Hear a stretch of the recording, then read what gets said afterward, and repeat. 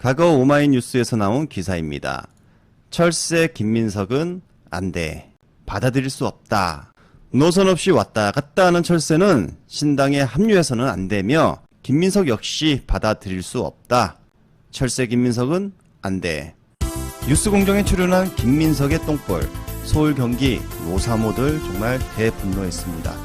김어준 공장장이 제일 먼저 노무현을 배신한 이유에 대해 물었습니다.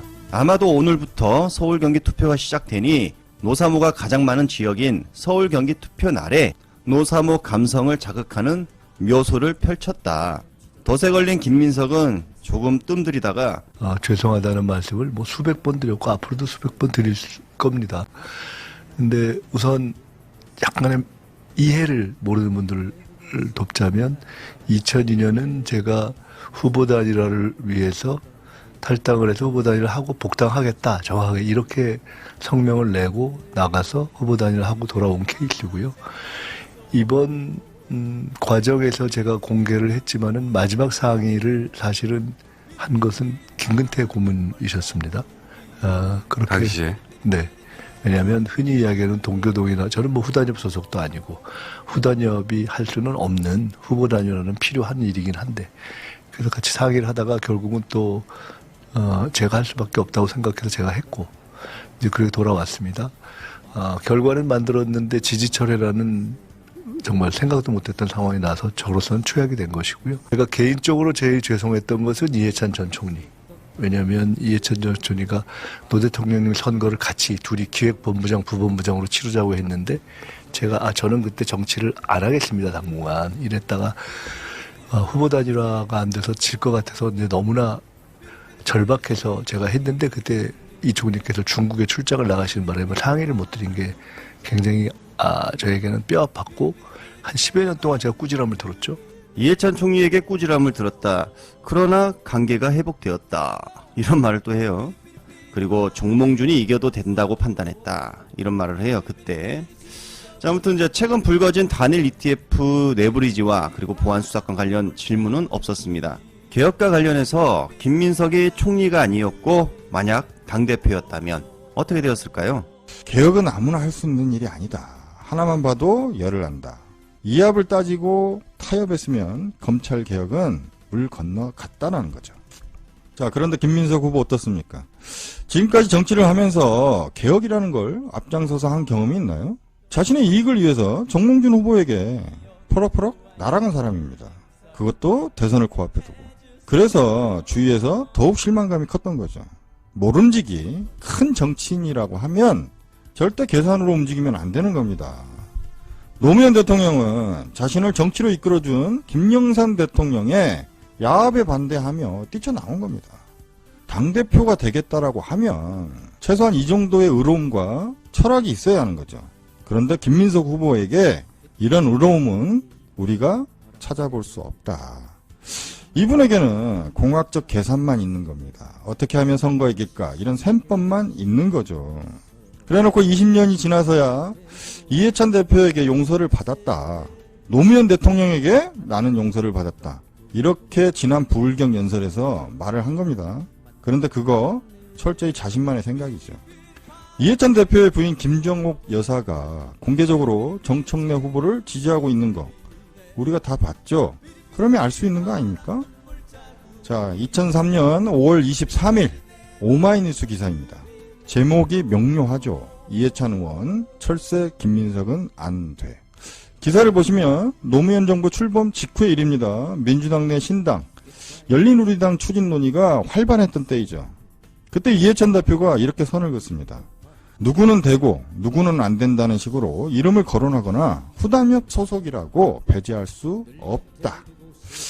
지금의 당원 주권을 좀 강조했습니다. 모두 상향식 공천 원칙에 따라 판단받게 될 것이다.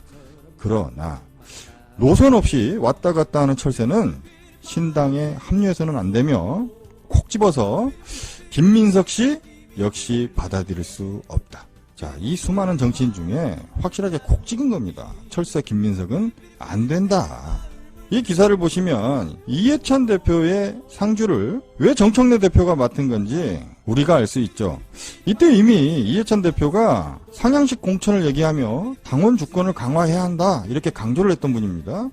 그리고 그 정신을 누가 가장 잘 이어받았습니까? 정청래 대표가 1인 1표 당원 공천제를 친석계 뉴 이재명파의 반대에도 불구하고 통과시킨 겁니다. 정말 안타깝게도 살아생전에 그 기쁨을 누리지는 못했죠. 10일 차이로 누리지 못했습니다. 누구 때문에? 뉴 이재명파라고 얘기하는 친민석계 때문에 이 기쁨을 누리지 못한 겁니다. 이 자들이 수기를 하자며 질질 끄는 사이에 이해찬 대표 돌아가신 겁니다. 결국 이 대표의 수건 사업을 방해했던 세력 누구죠? 그럼에도 불구하고 밀어붙여서 통과시킨 사람은 누구입니까? 정청래 대표 아닙니까? 그런데도 김민석 후보는 정말 뻔뻔하게 자신도 이해찬 대표의 상주를 맡아야 되겠다라고 또 한 번 혼란을 피웠죠.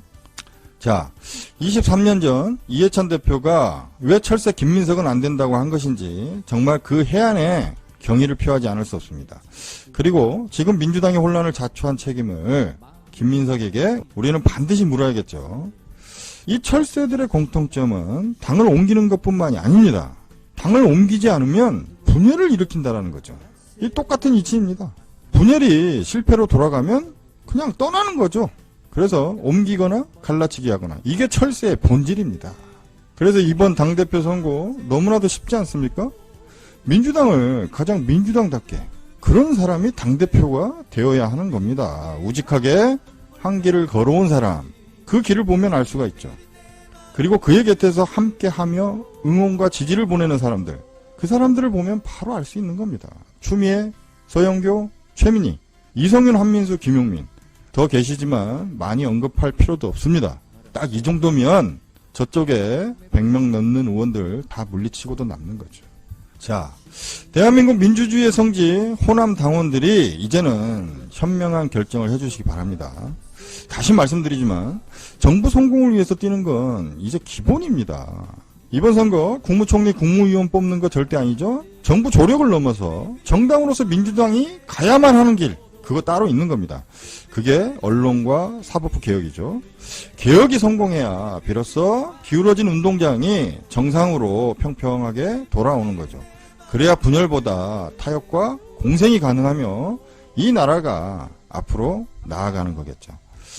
자, 이제 물 건너간 얘기지만 가장 그래도 괜찮았던 건 국무총리 김민석 그리고 당대표 정청래 이 체제 아닐까요? 그런데 김민석 후보 그 틀을 또 업고 나온 겁니다. 자신의 이익을 위해서 청와대를 뛰쳐나온 거로밖에 보이지 않습니다. 이것도 굳이 빗대자면 24년 전 정몽준에게 날아간 그 철새짓하고 다를 게 전혀 없죠. 한 번 더 이해찬 대표의 말을 떠올려 보겠습니다. 누구나 다 되더라도 철새 김민석 씨는 받아들일 수 없다. 자, 이제 제대로 알았으면 정청래 찍자. 알정 찍입니다.